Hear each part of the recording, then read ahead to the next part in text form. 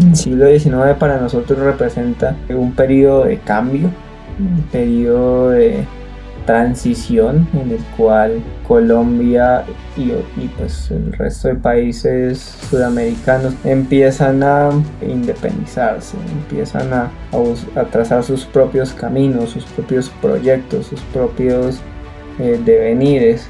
Lo interesante de este siglo es que si bien para los países sudamericanos representa un periodo de transición, de cambio, de renovación, para la historia de España este periodo es uno de los más aciagos y más complejos de su pasado. Con la subida de José Bonaparte al poder, pues se termina de desestabilizar una corona española. Antes del siglo XIX muchos neogranadinos estaban ya flagrando una conspiración para buscar la manera de separarse de España. Una vez que los españoles perdieron su dominio sobre esta parte del mundo, empezó todo un periodo de cambio para lo que hoy se conoce como Colombia.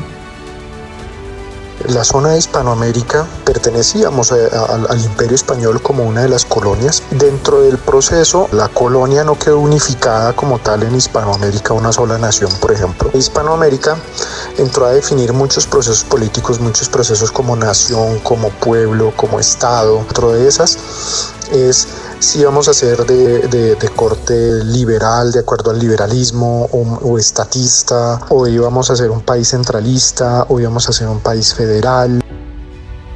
Por primera vez se empezaban a presentar nuevos proyectos políticos y administrativos a futuro. La sociedad colombiana durante muchos siglos, al menos 3 siglos, fue una sociedad principalmente rural, donde pasaban realmente muy pocas cosas. La segunda mitad del siglo XIX empiezan con una serie de iniciativas y de proyectos de corte liberal. Empezaban a mostrarles a las personas que el mundo era más que lo que ellos habían conocido. Durante la segunda mitad del siglo XIX empieza Colombia por primera vez a abrirse paso hacia 2 océanos a los que en muy poco tiempo les había dado la espalda. Y lo relevante de todo eso es que así como se presentaban estos nuevos cambios, estos nuevos proyectos, se presentaban también los enfrentamientos entre facciones. Saldado el tema de la independencia, Colombia entra como en un tema de guerras civiles o conflictos de una forma endémica. Todo ese proceso con el tiempo nos fue definiendo como hacia 2 bloques, el bloque conservador y el bloque liberal. Durante la segunda mitad del siglo XIX surgen los partidos tradicionales, el Partido Conservador y el Partido Liberal con sus respectivos seguidores, y fue entonces cuando empezaron a surgir los enfrentamientos bélicos. Pero lamentablemente Colombia siempre ha tenido el problema de definir como sus diferencias a través de las armas. La característica principal de la guerra de los 1000 días es que fue principalmente una guerra de guerrillas, y nacían en las regiones porque el gobierno central no podía controlar lo que en esos lugares sucedía. Sí, todo eso fue el siglo XIX y digamos que se selló como tal con la guerra de los 1000 días. Pero el Partido Nacional es el que está en el poder en ese momento. Este conflicto es un enfrentamiento entre el Partido Liberal y el Partido Nacional. Si uno habla con los abuelos y los bisabuelos, y si tienen la oportunidad de hablar con tatarabuelos, había mucha confrontación y la gente era identificarse si era conservador o si era liberal.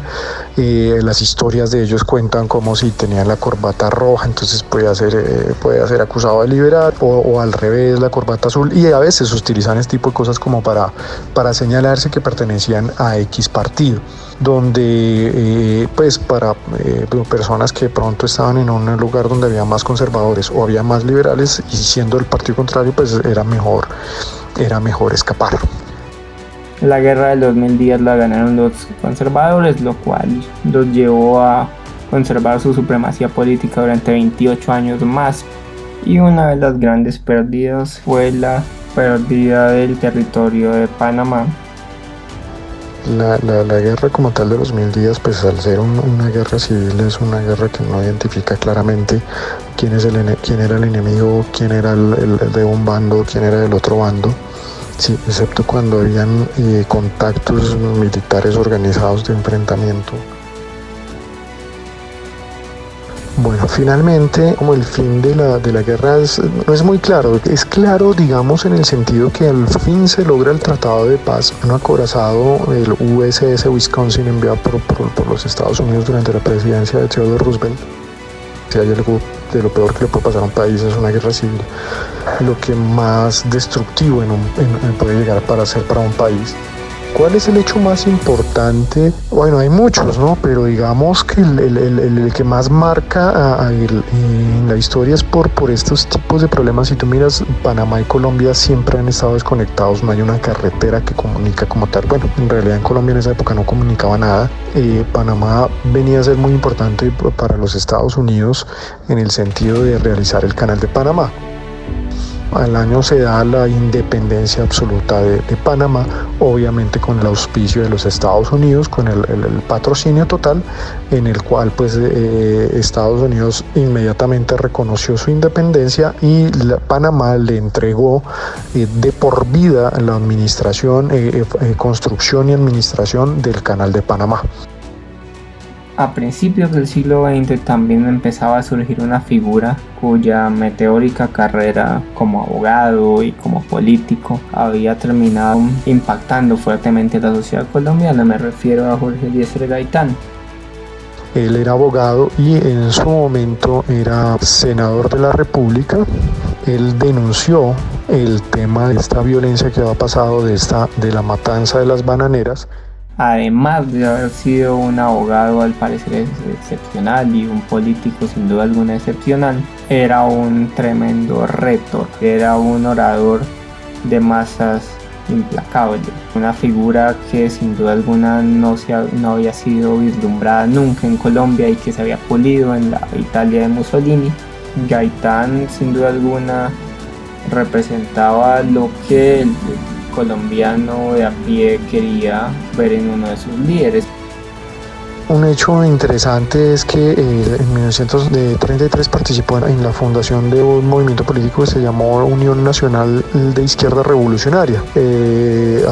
Participó ahí y donde se planteó una reforma agraria durante la presidencia de Eduardo Santos, pero todavía no quedó claro porque todavía tenemos problemas con ese tema del tema agrario. Ya hacia el avance, hacia la presidencia, fue presentado como candidato del Partido Liberal y con el tiempo fue avanzando en ser el candidato favorito de todo el pueblo. Ya se decía que él iba a ser el presidente del país. Se estaba preocupando las zonas conservadoras de un ingreso al Partido Liberal en el poder y que iba a llevar a muchos problemas pues al sector conservador y con el miedo hacia el socialismo. El fervor de sus seguidores fue básicamente lo que desencadenó ese trágico 9 de abril de 1948. Todo lo nuevo que ha surgido en nuestro país parece habernos movido una serie de actos violentos. El Bogotazo en sí ocurre es porque pues era el favorito, era el candidato del pueblo y asesinan a Jorge Eliezer Gaitán el 9 de abril de 1948. Se acusó a Roa de haber sido el autor del asesinato. No se sabe a estas alturas si a ciencia cierta si fue, cómo fue el tema, quiénes fueron, si había alguien detrás de ese asesinato. Bueno, muchas situaciones que se pueden dar. Sí, es de alguna manera un país demasiado pasivo, a quien lo misterioso y lo extraño lo suelen enamorar, a quien lo misterioso y lo extraño parecen moverlo a cometer actos ante los cuales no reflexionan, y mucha gente o gran parte de la sociedad colombiana es pasiva en ese sentido, en el sentido de que cuando ven a alguien extremadamente violento lo dejan actuar, y en esto estoy de acuerdo completamente con Enrique Serrano en esta tesis. Molestó mucho a la gente y enardeció a la ciudad de Bogotá, llevándola al descontrol y llevándola a lo que se conoce como el Bogotazo. Fueron unos pocos días en el cual la gente se levantó, destruyeron viviendas de conservadores, de integrantes del Partido Conservador, de candidatos del Partido Conservador, destruyeron el tranvía de esa época y bueno, muchas zonas de la ciudad quedaron incendiadas. Hay imágenes sobre eso ante la impotencia de ver cómo el candidato había sido asesinado. El Bogotazo fue ahí. Digamos, fueron unos temas de violencia que se dieron descontrolados durante este periodo, unos pocos días, pero este malestar se fue extendiendo, llevando a una guerra casi que sin fin. Digamos que desde ahí, aunque no fue una guerra civil como tal, desde ahí hay un conflicto armado interno que digamos que hasta el día de hoy se está manifestando, uno podría decir eso. Coincidencialmente, hay uno de los hechos interesantes ahí coincidencialmente, y por eso hay escritos y hay temas de conspiración. Algunos dicen que la CIA estuvo involucrado, pues yo creo que nunca se sabrá. También hay otros hechos interesantes, que ese día estaba aquí Fidel Castro en Bogotá, en ese 9 de abril de 1948 estaba aquí. Entonces también hay unos hechos de conspiración, de que él estuvo aquí, de pronto participó incluso en eso para lograr una revuelta en Colombia. Bueno, Fidel Castro estuvo aquí, fue por un tema de un congreso latinoamericano de estudiantes, ¿sí? Eso lo financió el gobierno peronista, Perón en Argentina, bueno, todo este tipo de cosas, se enlazan muchos temas ahí. El tema del Bogotazo, digamos que eso generó una violencia generalizada en el país, otra vez bipartidista, y digamos que se salda en teoría con lo que se llamó el Frente Nacional. El Frente Nacional fue un acuerdo entre el Partido Conservador y el Partido Liberal. Ese fue el acuerdo al que se llegó para, digamos, saldar toda esta violencia y digamos que casi que dar por terminado todos los hechos que nos llevaron desde el Bogotazo. Algunos historiadores saldan el tema de violencia un poquito antes, pero el tema de violencia continuó con estos sectores que no estuvieron contentos. También apareció el M-19 durante ese periodo y aparecen estas otras guerrillas. Hemos dejado actuar a muchos agentes de la violencia. Lo importante en la historia colombiana es observar eso y poderlo tomar con pinzas, es ver cómo podemos dejar de ser un poco pasivos ante la historia que nos ha tocado para tratar de construir un mejor futuro.